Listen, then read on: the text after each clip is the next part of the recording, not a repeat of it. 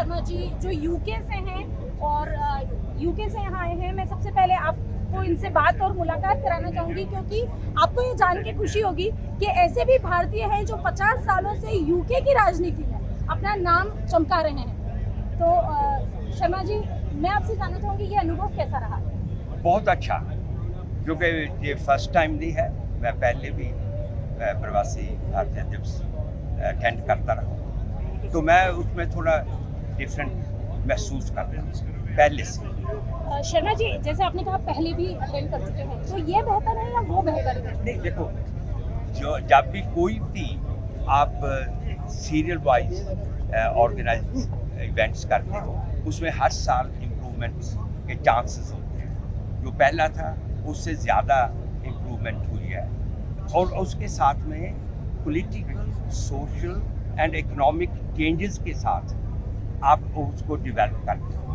जो पहले आज से 50 साल, 30 साल, 20 साल पहले जो इवेंट था, वो आज का इवेंट से टोटली डिफरेंट था। सोशल मीडिया है, डिफरेंट ढंग से लोग कांटेक्ट करते हैं। मैं समझता हूँ कि ये बहुत अच्छा फीलिंग्स है लोगों में भी। इतनी गिनती में बाहर से लोग आए हैं, वो भी इस बात का सबूत है कि लोगों में के अंदर से भावना बड़ी है। वो चाहते हैं कि हम भारत के साथ जुड़े और वापस अपने देश की ओर लौटे। नहीं, एक नजर मारे हमारे देश में कितना प्रयास प्रगति हो रही है। मैं इस बात के लिए नहीं, ये सोच अभी नहीं डेवलप हुई कि हम वापस भारत को नहीं लौटे नहीं, लेकिन वापस भारत की ओर मुड़कर देखें कि हमारा देश कितना प्रगति कर रहा है। डायस्पोरा हमेशा ही भारत की ओर देखता है। अपने आप लड़की हो, आप अपने मायके की तरफ हमेशा देखते हो। आप अपने मायके को नहीं भूलते, शादी के बाद भी नहीं भूलते। हम भी अब बाहर जाने के बाद भी अपने देश को नहीं भूले। डायस्पोरा में ये एक भावना है। मैं समझता हूँ कि अभी यहाँ के लोगों का जो माइंडसेट है, इन लोगों ने ये महसूस किया, यहाँ के लोग, कि जो बाहर बैठे भारतीय हैं वो भी अपने देश की उन्नति में अपना हिस्सा डाल सकते हैं। वो और हम डाल रहे हैं। वैसे अगर हम बात करें प्रवासी भारतीय सम्मेलन की, तो इसके बारे में जो सपना देखा था या इसकी जो शुरुआत की गई थी, वो शुरुआत की थी हमारे देश के पूर्व प्रधानमंत्री अटल बिहारी वाजपेयी ने। सभी भारत, मैं उसमें प्रेजेंट था। बिल्कुल और गर्व की बात है, उन्होंने ये सिर्फ इस उद्देश्य के साथ शुरू किया था कि वो भारतीय जो विदेशों में भी अपना नाम रोशन कर रहे हैं या हमारे देश का नाम रोशन कर रहे हैं, कहीं ना कहीं उनका सम्मान किया जाए। अब अगर हम बात करें नरेंद्र मोदी जी, जो हमारे अभी प्रधानमंत्री हैं देश के, उनका ये विजन है कि हम उनका सम्मान तो करेंगे, लेकिन अगर वो कोई मार्गदर्शन हमारे नए लोगों को दे सकते हैं तो उनसे क्यों ना मार्गदर्शन लिया जाए, क्यों ना उनसे कुछ बिजनेस लिया जाए। तो सोच तो बदली है भारत की भी थोड़ी थोड़ी। तो आपको क्या लगता है, ये भारत वाकई बदल रहा है और प्रगति के पथ पर आगे अग्रसर हो रहा है? अगर आप मेरे स्टेटमेंट थोड़ा सा ध्यान से और दें, मैंने बोला कि हम महसूस करते हैं भारत में रहने वाले लोग भी, उनका भी माइंडसेट चेंज, यही उनका। हम तो हमेशा से साथ में। पहले एक वक्त था, मैं बहुत लंबी रेस में इसमें हूँ, इसलिए मैं ज़्यादा एक्सपीरियंस से बात कर रहा हूँ कि पहले कुछ लोग यहाँ पर बाहर से आए हुए NRIs को वो इज्जत, वो प्यार, वो रिसेप्शन नहीं देते थे। अभी मोदी जी की लीडरशिप के नीचे और दूसरे लोगों की लीडरशिप के नीचे आगे बहुत है, तो वो चेंज हुई है। उसके साथ अच्छा माहौल पैदा हुआ है।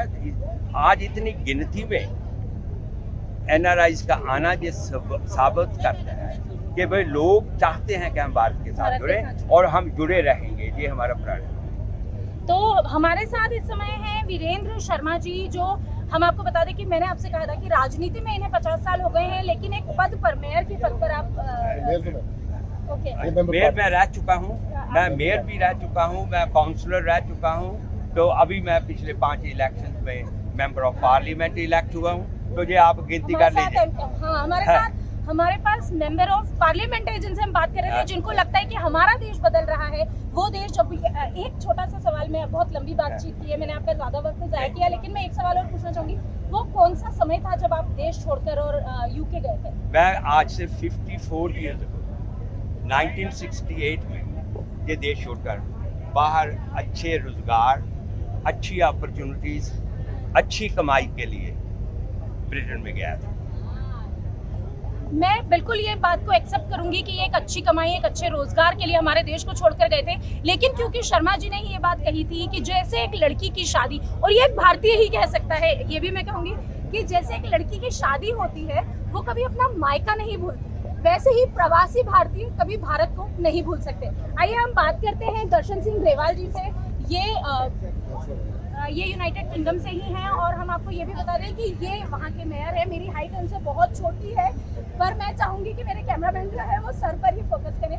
मैं आपसे ये पूछना चाहूँगी कि यहाँ आके कैसा लगा? यहाँ के बहुत अच्छा लगा। लास्ट नाइट मेरे को अब यहाँ के मेयर को मिलने की भी मौका मिला डिनर में, तो उनसे भी मेरी बात हुई, मैं उनको भी बधाई दी। स्पेशली सिटी के अंदर आकर के इतनी खुशी हुई कि जो सफाई है सिटी के अंदर, general behaviour of the people, police, everything, और this organised NRI function is very nice. तो सब NRI को मौका मिला है यहाँ आने का, देखने का और इंडिया की प्रोग्रेस के बारे में डिस्कशन करने का। मैं चीफ मिनिस्टर को, यहाँ के स्पेशली मीडिया को बधाई देता हूँ कि इतने अच्छे ढंग से ऑर्गेनाइज है ये सिटी। जितना सुंदर है, जितना सफाई है, उतना ही इनका सिस्टम भी बहुत बढ़िया लगा मेरे को। हमें खुशी है कि इंडिया बहुत तरक्की कर रहा है। मैं UK की पॉलिटिक्स में पिछले 20 साल से हूँ, वहाँ का मेयर, काउंसलर और पोस्टों पे भी रहा हूँ। अब मैं ओवरसीज BJP को भी रिप्रेजेंट करता हूँ, UK को।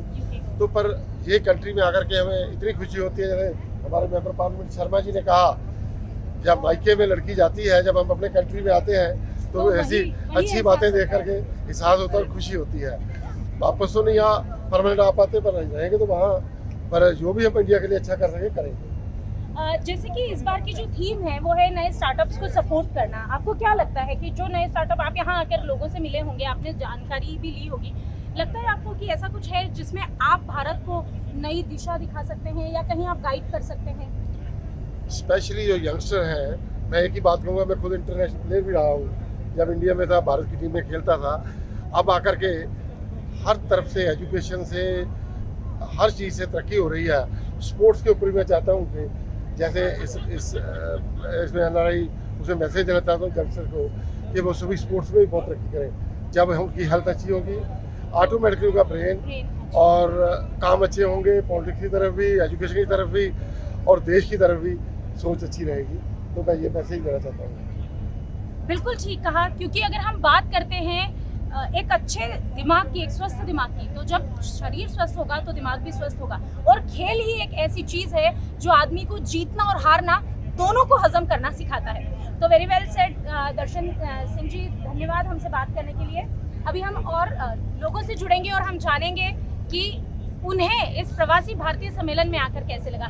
मेरे साथ इस वक्त मौजूद है देवेंद्र कुमार त्यागी जी, ये भी UK से ही हैं और हम इनसे जानेंगे कि ये 17वां प्रवासी भारतीय सम्मेलन कैसा लगा, इसकी थीम कैसी थी और वो क्या चीज़ें हैं जो आपको लगता है कि यहाँ बदली जानी चाहिए थी या फिर नहीं, ये जैसा है वैसा ही अच्छा है। मैं 3 प्रवासी भारतीय अटेंड कर चुका हूँ। पहले गुजरात में हुआ था, फिर उत्तर प्रदेश में हुआ, आज ये इंदौर में मध्य प्रदेश में हो रहा है।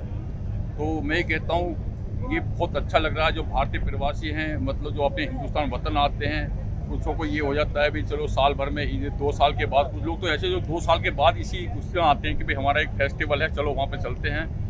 और आज हिंदुस्तान जो बदल रहा है, मैं लास्ट 25 साल से UK में हूँ, 25 ईयर्स हो गए मुझे UK में। पहले भी मैं आया हूँ यहाँ मध्य प्रदेश। जो पहले ये जो 2 प्रदेश होते थे, मध्य प्रदेश, उत्तर प्रदेश और बिहार, ये तीनों प्रदेशों की जो रेपुटेशन थी अब से 10 या 15 साल पहले, वो बड़ी बैड इंफॉर्मेशन थी। लेकिन आज के डेट में उत्तर प्रदेश उत्तम प्रदेश है, इंडिया का उत्तम प्रदेश उत्तर प्रदेश है।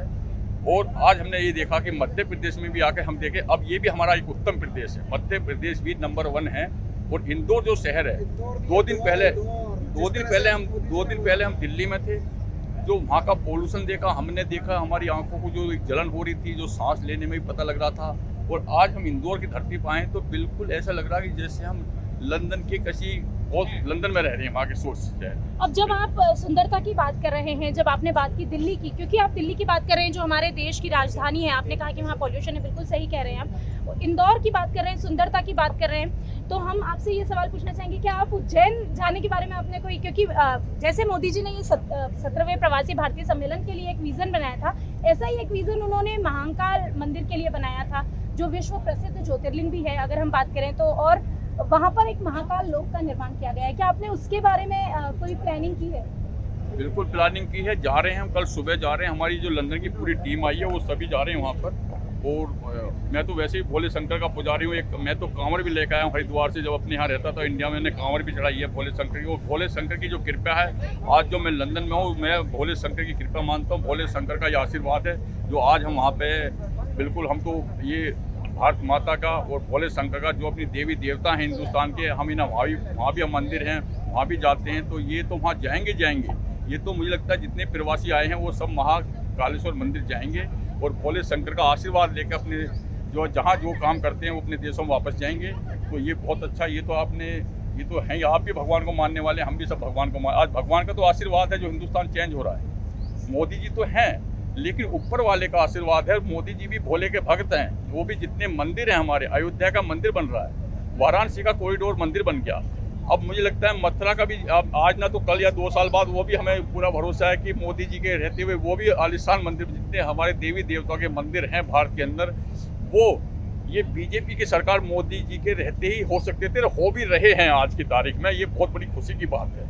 अगर हम बात करें डेवलपमेंट की, जैसे कि स्टार्टअप्स की सपोर्ट की, बेसिकली ये जो 17वां प्रवासी भारतीय दिवस इस बार जो मनाया गया है, इसके पीछे का उद्देश्य यही था कि कहीं ना कहीं स्टार्टअप्स को सपोर्ट मिले और हमारे यंगस्टर्स को एक दिशा मिले। तो यहाँ आने के बाद, मिलने के बाद आपको ऐसा कुछ नजर आया जिसमें आप सपोर्ट कर सकते हैं?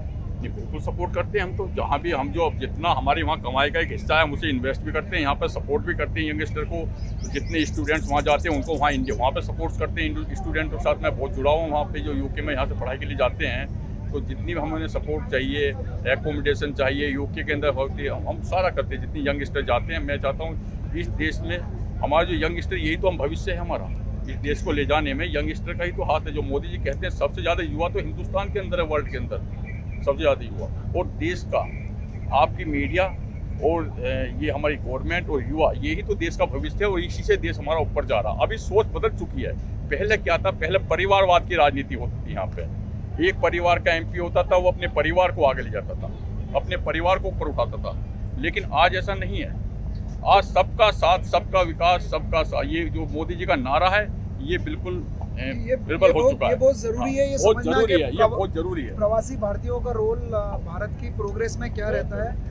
जब भी भारत पे डिप्लोमेटिक प्रेशर बनता है किसी भी तरह का, प्रवासी भारतीय हमेशा आगे आते हैं और they put the pressure on the local government जो भारत पे प्रेशर करने की कोशिश कर रही है। उदाहरण के तौर पे अब प्रवासी भारतीय पॉलिटिक्स में भी आने लगे हैं। कल मैं CM के साथ हम लोगों का डिनर था, वहाँ पे मैं राजेश अग्रवाल से मिला, वो डिप्यूटी मेयर है लंदन के।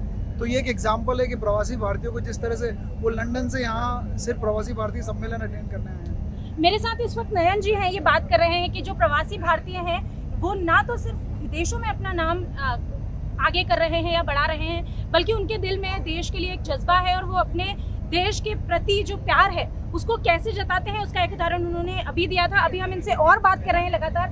नयन जी, मैं आपसे एक सवाल और पूछना चाहूँगी कि जैसे जब आप यहाँ आए थे तो आप क्या सोच कर आए थे? कितने साल बाद आप भारत पहुँचे हैं? मैं 2 साल बाद भारत आया हूँ। मैं एक चीज़ ज़रूर कहना चाहूँगा आपके चैनल के माध्यम से कि स्टेट गवर्नमेंट ने इंदौर को ऐसा सजाया है जैसे दुल्हन सजती है, सिर्फ इत्र लगाना बाकी रह गया है। और लोग ऐसा भी कह रहे हैं कि प्रवासी कहीं रहवासी बन के नहीं रह जाए इंदौर आने के बाद।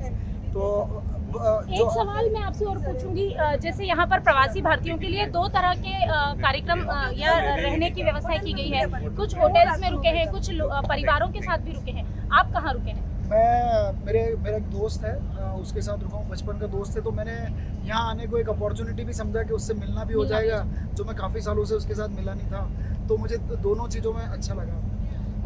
यहाँ आने के बाद, इस प्रवासी भारतीय सम्मेलन को अटेंड करने के बाद ऐसा क्या है जो आपको लगता है कि आप भारत के लिए कर सकते हैं? मैं भारत के लिए ऑलरेडी बहुत कुछ कर रहा हूँ, पर मैं स्टेट गवर्नमेंट से एक छोटी सी रिक्वेस्ट करना चाहता हूँ जो फ्लाइट कनेक्टिविटी से रिलेटेड है, और उस डायरेक्शन में हम लोग बहुत ज़्यादा काम भी कर रहे हैं। इंदौर को इंटरनेशनल फ्लाइट्स चाहिए प्रोग्रेस के लिए, किसी भी स्टेट की प्रोग्रेस के लिए। आप कंपेयर करें मुंबई, पुणे मैंने देखा है 10 साल पहले कैसा था, जंगल था।